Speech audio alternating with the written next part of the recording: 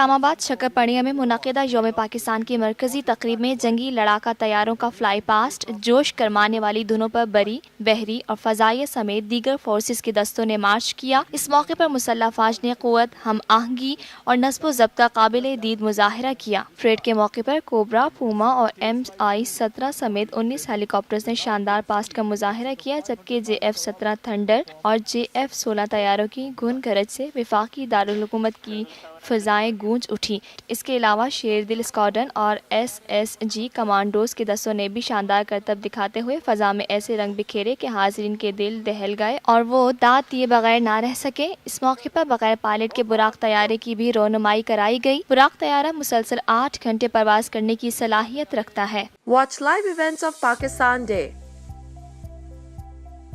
23rd March on TNN TV. Click on Live Now and enjoy uninterrupted live events. Download our free app now. Pakistan ہم سب کا، ہم سب کا، ہم سب کا پاکستان، ہم سب کا، ہم سب کا۔ 23 مارچ 1940 کو ہم نے پاکستان بنانے کا عہد کیا، ہم کامیاب ہوئے۔